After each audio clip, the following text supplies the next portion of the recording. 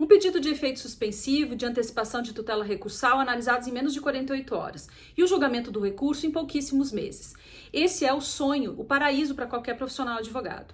E essa é a realidade experimentada por poucos profissionais que, ao longo de anos de experiência, acabam descobrindo quais são as estratégias que fazem com que seus recursos sejam analisados e julgados com mais celeridade.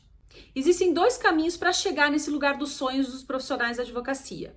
Você pode esperar acumular todos esses anos de experiência e, ao longo deles, descobrir quais são as estratégias que funcionam e as que não funcionam, ou você pode, independente do tempo de prática que você tenha, aprender quais são as técnicas que levam para esse lugar dos sonhos. Pelo método que eu criei para o curso Guia PRC, o método DARI, você vai aprender a escrever petições e acompanhar os seus processos de uma tal maneira que os seus recursos não vão mais ser ignorados, os seus argumentos vão ser lidos na sua integralidade, você vai conseguir ter maiores chances de êxito nos seus processos.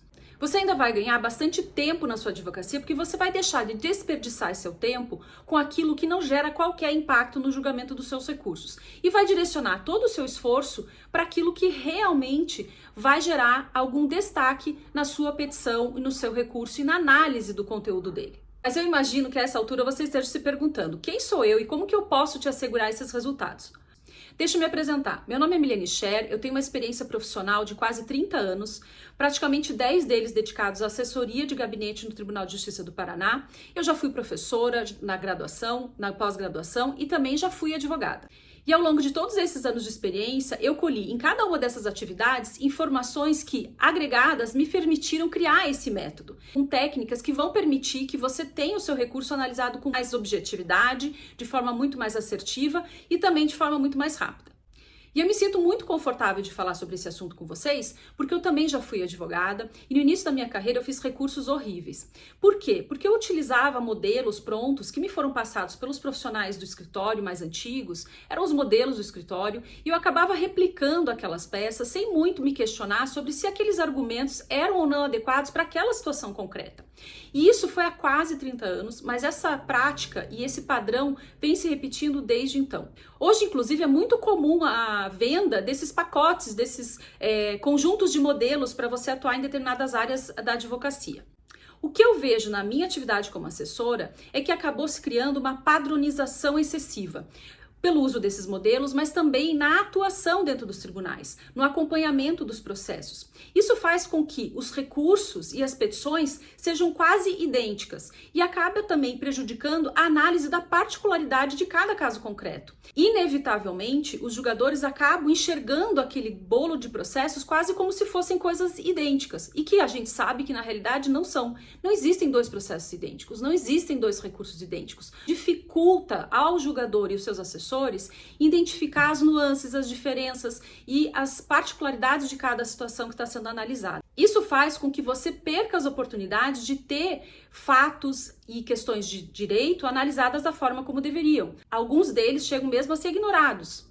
E dentro da realidade do Poder Judiciário, que está sempre tão abarrotado de processos, tudo que você não precisa é que o seu processo seja visto como mais um.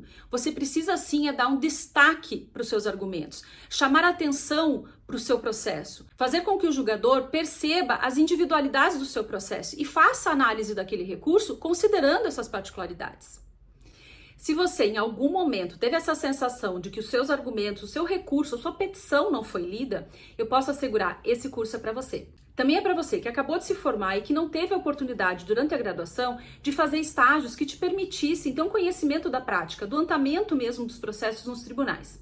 Também é para você que, embora já seja formado e que já tenha uma atuação há alguns anos, tem pouca prática e pouca experiência nos tribunais e que gostaria de atuar perante os tribunais com mais segurança, com mais confiança. E se você é um advogado experiente e já percebeu que aquela advocacia tradicional já não tem mais surtido os mesmos efeitos, esse curso também pode te ajudar. Agora, se você está procurando estudar para concursos públicos, da magistratura, do Ministério Público, das carreiras jurídicas, eu já não indico esse curso para você. Porque, infelizmente, o que é cobrado nas provas para esses concursos nem sempre reflete a realidade. E o propósito aqui desse curso é trazer a realidade do funcionamento do Poder Judiciário no âmbito dos tribunais.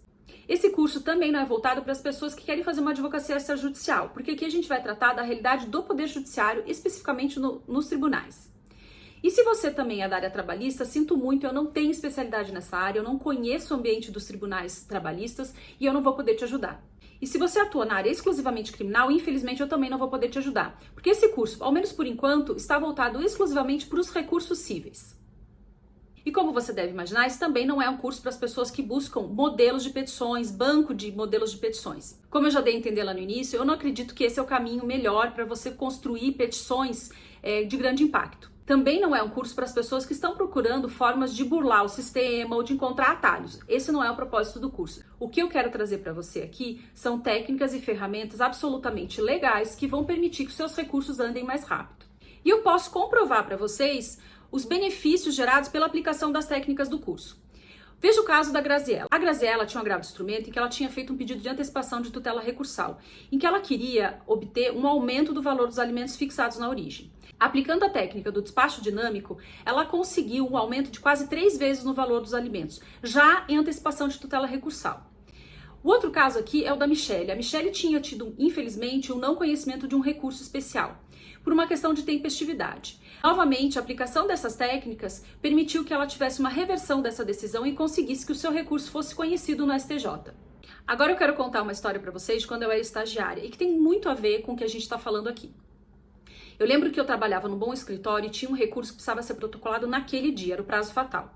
Para facilitar e eu não precisar ir de ônibus ou pegar um táxi, era um dia que estava um pouco chuvoso, o advogado me perguntou se eu sabia dirigir e se eu tinha habilitação e me ofereceu o carro dele. E eu prontamente disse que sim, eu sabia dirigir, tinha habilitação e poderia ir com o carro dele. O que eu não esperava e não lembrei é que eu havia dirigido na minha vida um único carro, que era o carro da minha mãe, e era um Fusca, eu tinha pouquíssimo tempo de carteira. Quando eu fui tentar sair com o carro dele, o primeiro problema já apareceu. Eu não sabia dar ré no carro. Porque o carro tinha aquele tipo de marcha em que para você dar ré, você precisa fazer uma manobra para que a marcha engate. Eu levei vários minutos tentando sair com aquele carro e não consegui. Passei a vergonha de ir lá falar com o advogado e explicar para ele que eu não estava conseguindo sair com o veículo. E ele me mostrou como é que dava ré. Já ficou apavorado. E eu fui, de fato fui, tudo deu certo, eu consegui chegar no tribunal, tive novas dificuldades para estacionar o carro, mas fiz o protocolo do recurso a tempo e deu tudo certo. E essa história tem muito a ver com o que a gente está conversando aqui, porque isso também pode acontecer na sua atuação na advocacia dos tribunais. Embora você realmente saiba peticionar e você tenha a sua carteira da ordem, nem sempre isso vai garantir que você consiga fazer com que os processos tenham êxito e que eles tramitem rápido. É possível que por falta de conhecimento dos mecanismos do Poder Judiciário, assim como eu tive dificuldade com o câmbio daquele carro, você não consiga fazer com que o seu recurso ande da forma que você gostaria. E foi pensando exatamente nisso que eu criei o método DARI. Esse método ele é composto por 4 etapas. Uma etapa de desconstrução, uma de aprendizado, uma de reconstrução e uma de execução. Em cada uma dessas etapas, você vai aprender técnicas e ferramentas específicas que vão permitir que você remodele, reestruture toda a sua advocacia nos tribunais. E cada uma dessas etapas é muito importante para que você consiga sair daquele ambiente de padronização excessiva de que nós falamos antes. Nesse curso, você vai aprender algumas técnicas, como aquela do despacho dinâmico que eu mencionei para vocês. Quando a gente tem um processo muito complexo ou uma questão de muita urgência, você precisa saber qual o momento certo e de que forma você vai se dirigir ao desembargador na hora em que você tiver que conversar com ele sobre o seu processo. E essa técnica vai mostrar esse passo a passo e o momento certo para cada movimento. Por exemplo, se você tem uma situação muito complexa, como um caso de indenização por danos morais e materiais decorrentes de erro médico, esse é um processo que requer uma atenção um pouco especial. Sendo um caso de extrema complexidade, vai ser muito melhor, tanto para o desembargador como para a assessoria, que eles já tenham um prévio conhecimento sobre algumas particularidades. E a gente sabe que por melhor que seja a forma que você escreve, nem sempre a exposição escrita ganha da exposição verbal. E às vezes esse despacho com o relator pode fazer com que esse teu processo ganhe um destaque no meio daquele conjunto enorme de processos em tramitação. Mas esse não é o único momento em que você vai fazer o despacho com o relator. Sendo essa situação tão complexa, eu aconselho ainda que quando você for fazer as entregas dos memoriais, você também faça novamente um agendamento.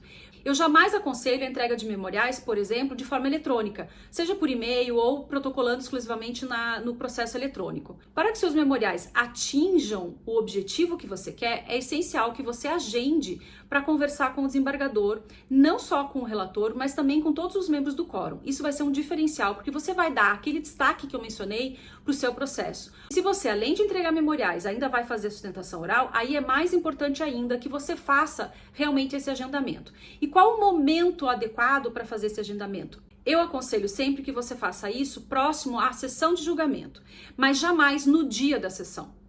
Alguns advogados adotam essa prática. O dia de sessão de julgamento é um dia muito tumultuado para os desembargadores. E se você for deixar para entregar esses memoriais nesse dia, e ele provavelmente não vai ter uma escuta tão ativa como ele teria, por exemplo, na véspera do julgamento.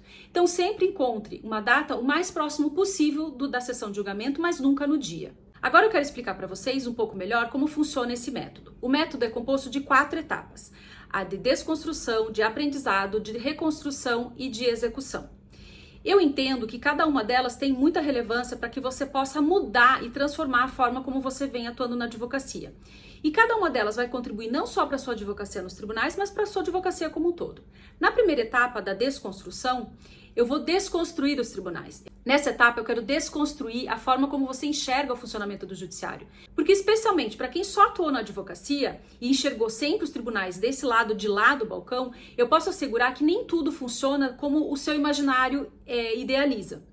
E é por isso que a minha experiência como assessora pode trazer uma contribuição muito importante para você, mostrando para vocês como as coisas funcionam de fato dentro do Poder Judiciário. Nessa primeira etapa, por exemplo, eu vou trazer para vocês informações relacionadas à estrutura do Poder Judiciário, de que forma utilizar o regimento interno, como acontecem os julgamentos presenciais e virtuais. É nessa fase do curso que eu vou trazer para vocês as técnicas do despacho dinâmico, que eu já mencionei, da sequência direcionada e também da sustentação estratégica. Na segunda fase, é uma fase de aprendizado, por isso eu denominei ela de aprendizado otimizado. É ali que você vai aprender técnicas e ferramentas que vão permitir que você tenha uma construção de argumentos muito mais persuasiva e objetiva, como a da lógica aditiva, da persuasão 5.0. São técnicas de argumentação e de persuasão que vão fazer com que os seus argumentos sejam de fato compreendidos, que você seja ouvido nos tribunais. Na terceira fase da reconstrução estruturada, você vai conseguir, a partir dos conhecimentos da primeira e da segunda fase, fazer uma reconstrução exatamente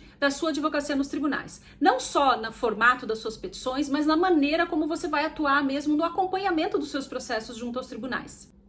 A última etapa é de execução, o que eu denominei de execução direcionada. Por quê? Porque nós vamos pegar todo esse conhecimento e essa reestruturação que você fez na sua forma de atuação perante os tribunais para jogar ela direcionadamente para cada uma das espécies recursais, aquelas que são mais frequentes dentro dos tribunais, como o embate de declaração, a apelação, o agravo de instrumento e o agravo interno.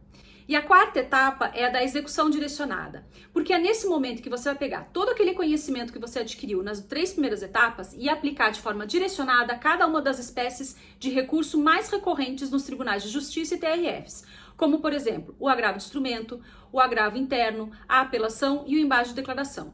Nessa fase, você vai conseguir elaborar embate de declaração de valor, agravos de instrumento facilitados, apelações cíveis otimizadas e agravos internos eficientes. Se você quer transformar a sua advocacia dos tribunais, entre para a próxima turma do Guia PRC.